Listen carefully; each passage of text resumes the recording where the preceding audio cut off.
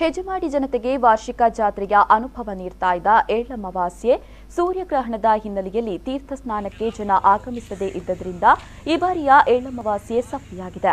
ಈ ಬಗ್ಗೆ ಮಾತನಾಡಿದ ಸ್ಥಳೀಯ ನಿವಾಸಿ ಕೀರ್ತನ್ ರವರು, ಪ್ರತಿ ವರ್ಷವೂ ಮುಂಜಾನೆಯಿಂದಲೇ ಊರು ಹಾಗೂ ದೂರದೂರಿನಿಂದ ಸಹಸ್ರಾರು ಮಂದಿ ಆಗಮಿಸಿ ತೀರ್ಥ ಸ್ನಾನ ಪೂರೈಸ್ತಾ ಇದ್ದು, ತೀರ್ಥ ಸ್ನಾನಕ್ಕಾಗಿ ಈ ಭಾಗದ ನಮ್ಮ ಮನೆಗೆ ನೆಂಟರಿಷ್ಟರು ಆಗಮಿಸಿ ತೀರ್ಥ ಸ್ನಾನ ಮಾಡಿ ಮರುದಿನ ನಿರ್ಗಮಿಸುವುದು ನಡೆದು ಬಂದ ಪದ್ಧತಿ.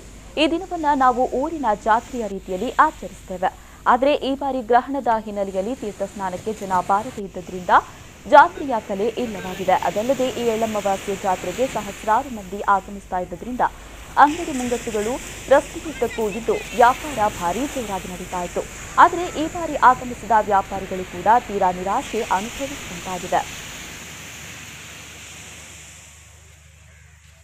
ಇವತ್ತು ಯಜಮಾಡಿ ಕಡಲ ತೀರ ಇದು ಯೆಲ್ಲಮವಾಸೆ ಎಲ್ಲರೂ ದೂರದಿಂದ ಸಮುದ್ರ ಸ್ನಾನವನ್ನು ಮಾಡಲಿಕ್ಕೆ ಬರ್ತಾರೆ. ಆದರೆ ಇವತ್ತು ಸೂರ್ಯಗ್ರಹಣ ಇದ್ದ ಕಾರಣ ಸ್ವಲ್ಪ ತೀರಾ ವ್ಯಾಪಾರಿಗಳಿಗೂ ನಿರಾಸೆಯಾಗಿದೆ. ಭಾಳಷ್ಟು ದೂರದಿಂದ ವ್ಯಾಪಾರಿಗಳು ಕೂಡ ಬರ್ತಿದ್ದಾರೆ.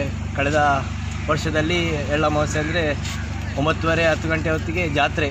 ಆದರೆ ಈ ವರ್ಷದಲ್ಲಿ ತುಂಬ ಜನ ಕೂಡ ಕಮ್ಮಿ ಇದ್ದಾರೆ. ಗ್ರಹಣದ ಕಾರಣದಿಂದಾಗಿ ವ್ಯಾಪಾರಿಗಳು ಕೂಡ ನಿರೀಕ್ಷೆಯಲ್ಲಿದ್ದಾರೆ. ಗ್ರಹಣ ಮುಗಿದ ನಂತರ 11:30 ನಂತರ ಜನಗಳು ಸಮುದ್ರ ಸ್ನಾನ ಮಾಡಲಿಕ್ಕೆ ಬರ್ತಾರೆ ಅನ್ನುವ ನಿರೀಕ್ಷೆಯಲ್ಲಿ ಕೂಡ ಇದ್ದಾರೆ.